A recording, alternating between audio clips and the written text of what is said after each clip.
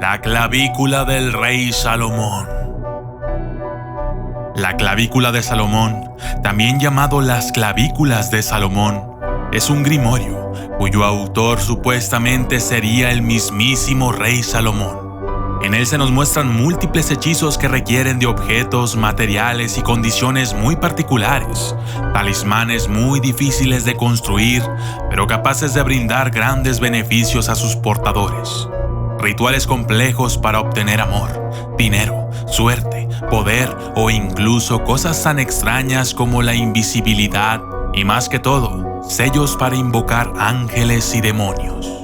Durante siglos esta ha sido una obra de referencia en el campo del ocultismo, un libro que ha suscitado muchas controversias sobre sus verdaderas raíces y que, aún en la actualidad, guarda cierto grado de incertidumbre en relación a si realmente Salomón tuvo o no algo que ver en la elaboración de los contenidos de este libro que, lamentablemente, por ser tan deseado ha llegado a tener abundantes ediciones, en las que no han estado ausentes la manipulación, la confusión de conceptos y otros elementos, por ende, la baja credibilidad de la edición en cuestión.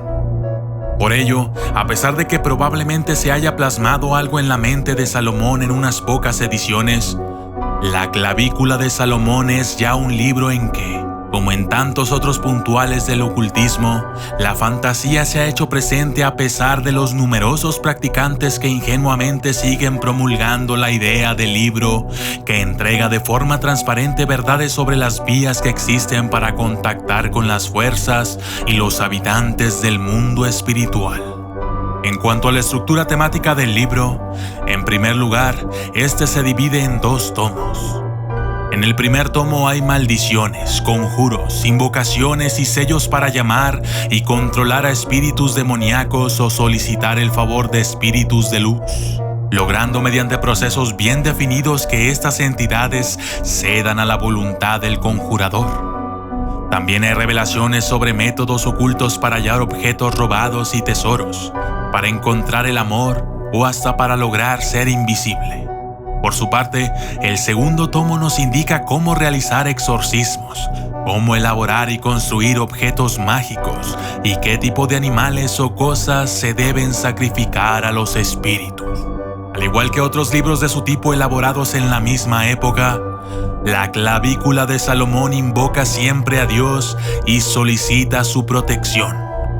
E inclusive, en ciertos conjuros indica que tras acabar se deben confesar los pecados. Asimismo, el grimorio usa muchos de sus signos, el transitus fluvi, un alfabeto oculto, y presenta cierto sincretismo, ya que suele usar nombres barbáricos, nombres arábicos y hasta los derivados de textos mágicos del Oriente Próximo a Israel.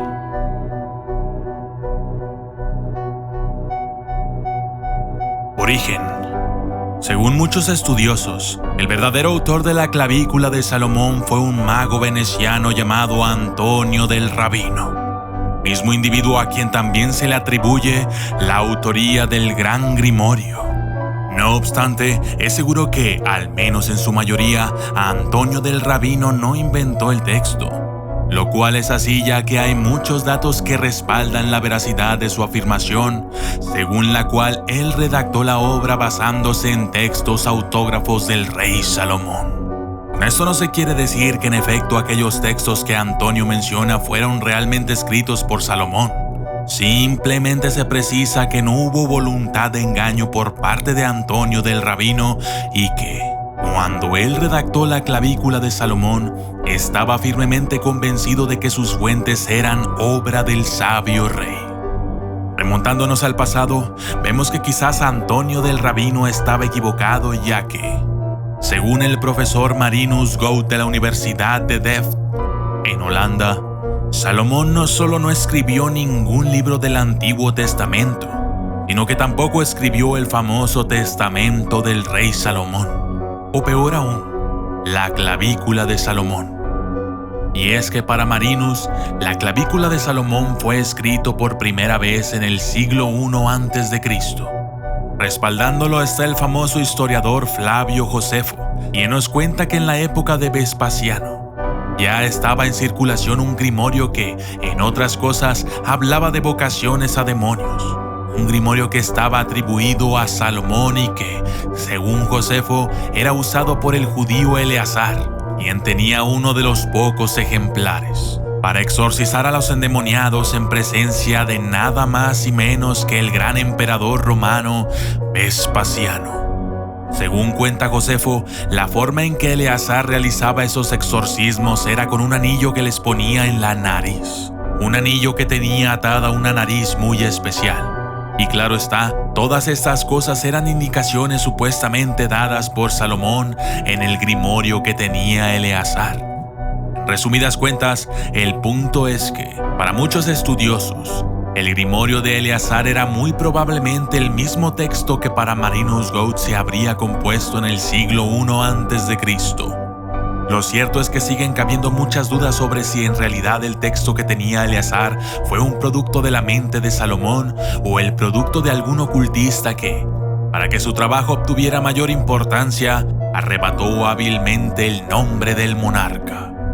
Pese a todo, hay algo que sorprende profundamente y es que, según indican las palabras del propio Flavio Josefo, quien estaba convencido de que el grimorio era obra de Salomón, en realidad los exorcismos sí funcionaban. Antigüedades 8:2-5. Dios también permitió que Salomón aprendiera la habilidad de expulsar demonios. Es una ciencia útil y que devuelve la salud a las personas. Salomón también componía encantamientos para aliviar la destemplanza y dejó técnicas de realizar exorcismos para expulsar demonios de forma que no vuelvan. Y este método de cura sigue teniendo una gran vigencia, porque yo he visto a uno de mi propio país, que se llamaba Eleazar, que liberaba a los demonios en presencia de Vespasiano, y sus hijos, y sus capitanes, y toda la multitud de soldados.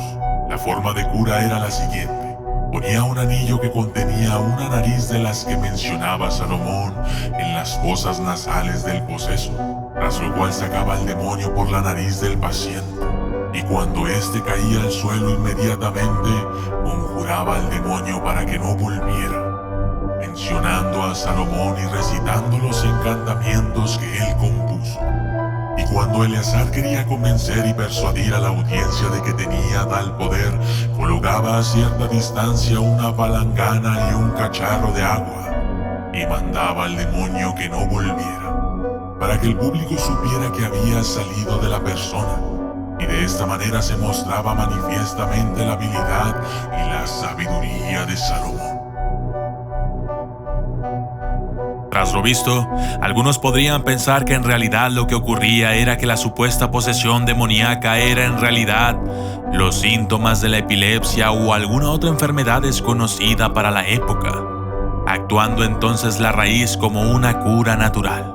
Ante eso cabe recordar que Flavio Josefo contó que, ante los que dudaban, Eleazar ponía un cubo de agua a la distancia sin fuerza natural visible para realizar tal operación. Esto, de ser cierto, no tendría explicación científica aparente y no fuera nada descabellado atribuirlo a la magia de Eleazar.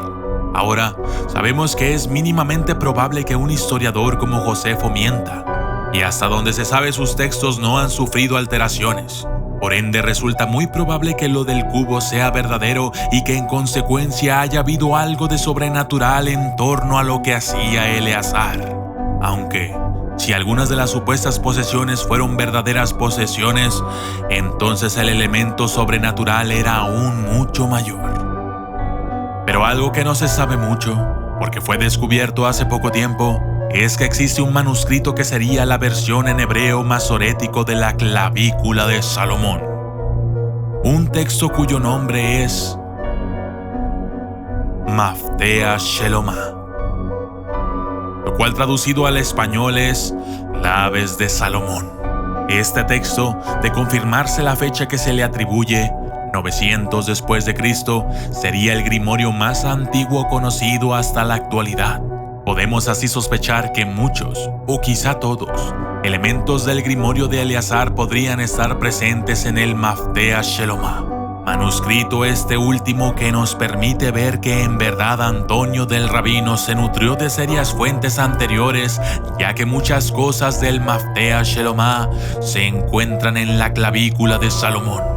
Finalmente, el Maftea Shelomá nos ayuda a comprender de dónde pudo haber salido el enorme grimorio llamado Libro de Salomón, el cual fue quemado por orden del Papa Inocencio VI en 1350.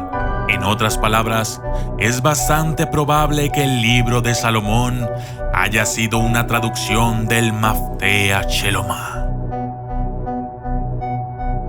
La leyenda del Rey Mago. Según la leyenda, la clavícula de Salomón tuvo su origen en la visita que un ángel le hizo a Salomón. En aquella visita se cuenta que el ángel le dio a Salomón toda clase de conocimientos mágicos, incluidos los necesarios para dominar demonios. Conocimientos que, ya en sus últimos días, Salomón compiló en algunos libros para transmitírselos a su hijo Roboam. Desgraciadamente, un incendio acabó con todos estos libros excepto con dos: el Testamento de Salomón y la Clavícula de Salomón. La leyenda anterior se puede ver en la introducción a un ejemplar original de una edición muy estudiada y editada para datar de 1641 de la Clavícula de Salomón. Este ejemplar, presente en la Biblioteca Nacional de París, dice así en su introducción: todo el universo ha sabido, hasta hoy, que desde tiempo inmemorial, Salomón estaba en posesión de todas las ciencias infundidas a través de los sabios preceptos y de las enseñanzas de un ángel, al cual pareció estar tan sumiso y obediente que, además del don de sabiduría que le pidiera, obtuvo, y no sin admiración, toda otra suerte de virtudes. Todo lo cual hizo que, llegando Salomón al término de sus días, él mismo estableciese que su hijo Roboam, por sucesión, hiciérase cargo de un testamento que contenía todas las ciencias de las que él usare y disfrutare hasta el día de su muerte. Los rabinos que, después de él, procuraron guardar celosamente este testamento, nombraron a este último las Clavículas de Salomón, nombre con el cual hicieron grabar un libro hecho de cortezas de cedro y en donde los pentáculos aparecían en caracteres hebreos y sobre planchas de cobre, a fin de poder ser conservados para la posteridad. Por último, dos factores que hicieron crecer la leyenda de Salomón como mago fueron los siguientes: el Sutra 27 del Corán, el cual cuenta cómo de un niño Salomón aprendió el idioma de los pájaros de su padre, el rey David. 2. Las referencias de Flavio Josefo a Salomón como rey que dominaba la magia y había plasmado en sus obras sus conocimientos. La llave menor de Salomón y la Goetia, su huella más actual. La clavícula de Salomón dio origen a la llave menor de Salomón, el cual era un grimorio anónimo del siglo XVII y llegó a convertirse en uno de los puntuales de la demonología. Al igual que la clavícula de Salomón, este libro se autoproclama como escrito por el rey Salomón, mas, contra su propósito, delata de forma crasa la falsedad de aquello al presentar alabanzas a Jesús y a la Santísima Trinidad, además de títulos de demonios que no existían, los títulos y algunos demonios también en la época de Salomón. En cuanto a sus contenidos, la llave menor de Salomón es en esencia lo mismo que la clavícula de Salomón.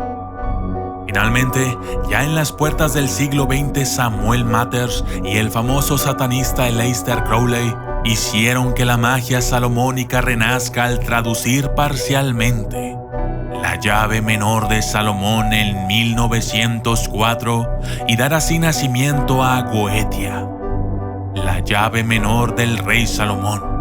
Obra esta que prácticamente fue un instructivo dividido en 5 partes a través de las cuales se exponía todo lo referente a invocar a los 72 espíritus que supuestamente Salomón aprisionó en una vasija. Esto fue la clavícula del rey Salomón. Los documentalistas. Saludos especiales para Carlos Alberto Pera, Espacio Sideral, Diego Armando Arias Ruiz, Alex Molina, Jaime González, Diani Calzada 46, Jessy Lu, Adrián Aragón, Boris Darkame Yair, Enrique Cortés, Vegan Mandy, Brian Pérez y Leslie Andrés.